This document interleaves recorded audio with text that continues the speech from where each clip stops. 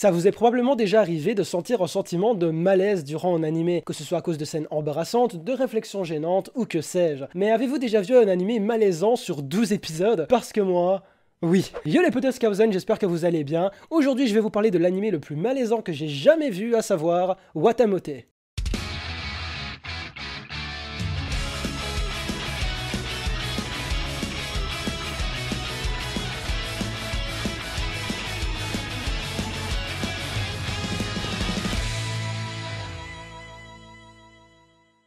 De son nom original, Watashiga Motenai no Wadoken. Bon, Watamote est un manga de type comédie, tranche de vie, écrit et illustré par Nico Tanigawa. Une adaptation en animé de 12 épisodes est disponible depuis le mois de juillet 2013, et c'est de celle-ci dont je vais vous parler. Nous allons suivre les aventures de Tomoko Kuroki, une jeune fille de 15 ans qui passe son temps à jouer à des jeux de simulation de drague, à lire des mangas, bref, elle a pas beaucoup de contact avec le monde extérieur. Elle est totalement associable, n'arrive pas à parler à des gens sans être à la limite de se faire sur elle, et malheureusement pour elle également, son physique n'est pas du tout un atout. Un jour, elle prend conscience de tout ça et prend de bonnes résolutions pour changer afin de se trouver des amis et tenter aussi de se choper un mec. Cependant, tout ne va pas se passer comme elle le voudrait et sa collection d'échecs va commencer. Bon qu'on se le dise, sur le papier, on a un slice of life plutôt original avec Tomoko qui n'est pas un personnage principal mis en valeur. Et également un animé drôle car on devine qu'on aura des situations qui porteront à faire rire avec notre chère héroïne peu expérimentée en relations humaines. Cependant, je n'ai pas su apprécier cet animé car je me suis retrouvé être mal à l'aise durant les 12 épisodes non-stop et je vais vous expliquer pourquoi cet animé est selon moi le plus malaisant que j'ai jamais vu. Tout d'abord, les situations. Effectivement, suite à son envie de changer et par son manque d'expérience dans le domaine social, Tomoko va se retrouver dans des situations qui sont censées être embarrassantes pour elle. Et puisque nous sommes dans une œuvre qui se veut comique, on pourrait s'attendre à ce que ça nous fasse rire. Or, le souci, c'est que ce sont des situations tellement banales de la vie quotidienne qu'on les connaît. On arrive à s'imaginer la gêne que ça engendre pour la personne concernée. Et donc, on ne peut s'empêcher d'être mal à l'aise durant ces moments, contrairement à des animés comme par exemple Prison School, où certains moments qui se veulent gênants pour les protagonistes nous feront rire tant ils sont exagéré et improbable. Toujours pour rester dans les situations gênantes dans lesquelles notre héroïne s'embarque, on s'attend souvent à ce que quelque chose sorti de je ne sais où arrive pour retourner la situation afin qu'il se passe quelque chose de positif pour sauver entre guillemets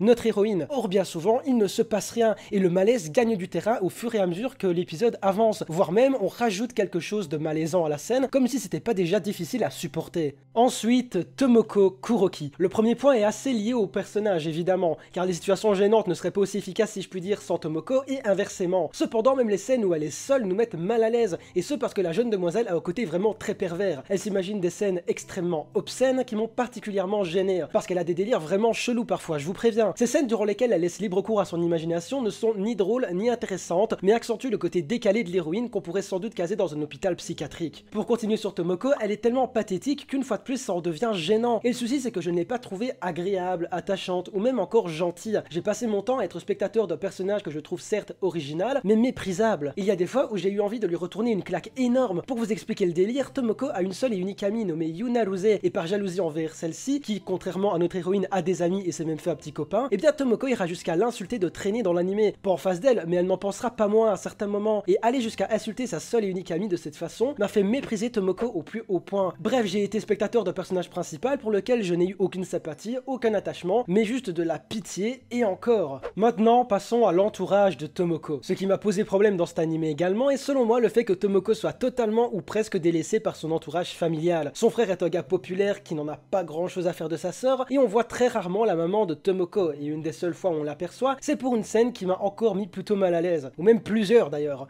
Pour illustrer le level de malaise avec la maman de notre héroïne, une des rares fois où on l'aperçoit c'est pour retourner une sifflante à Tomoko ou débarquer dans sa chambre et découvrir la jeune fille en train d'écouter des trucs assez bizarres. Et malgré que nous ne soyons pas victimes directement de ces situations, nous arrivons à sentir le malaise occasionné car une fois de plus, elles sont courantes au quotidien. Et autant être gêné devant des potes, etc. dans certaines situations au collège, ça peut même parfois un petit peu passer, mais parfois devant ses parents, c'est bien pire. Donc le cadre familial, qui est le seul endroit où Tomoko arrive à agir normalement sans souci de point de vue social, n'est pas là pour l'aider à la faire évoluer, mais à rajouter des scènes malaisantes à l'animé. D'autant plus que voir Tomoko un petit peu délaissée, c'est quand même assez triste. Enfin, qu'on se le dise, le malaise peut faire rire dans un animé, et je vais même vous avouer que quelquefois, et surtout au début de mon visionnage, j'ai eu de temps en temps le sourire aux lèvres. Mais le souci c'est que l'animé a du mal à se renouveler au fur et à mesure des épisodes, et va laisser place à une surenchère de scènes malaisantes, et trop de malaise, bah ça tue le comique, et instaure encore plus de malaise pour une expérience des moins appréciables pour le spectateur.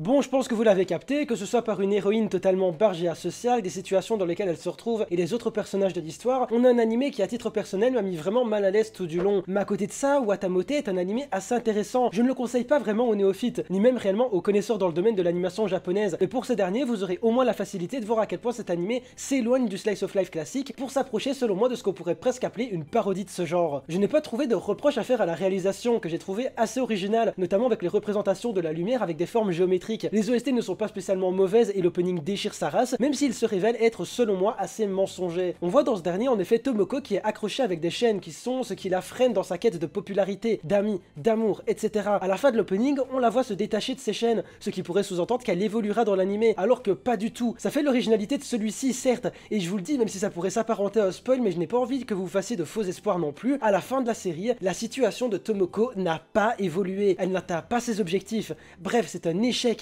donc assez déçu à ce niveau-là personnellement. Je pense qu'il va être temps de conclure cette vidéo, je n'ai pas envie de vous dire de passer votre chemin concernant cet animé, car à titre personnel, même si je ne l'ai concrètement pas aimé, j'ai vécu une expérience assez particulière et enrichissante, et je sais d'autant plus que tout le monde est loin d'avoir le même avis sur cet animé, et je pense qu'il pourrait plaire notamment aux personnes qui arrivent à s'identifier dans le personnage de Tomoko. Mais perso, je n'ai vraiment pas su. En soi, je vous conseille simplement d'aller vous forger votre propre avis sur cet animé, et dites-moi ce que vous en avez pensé en commentaire. Sur ce, je vous souhaite une bonne journée, une bonne soirée, à la prochaine.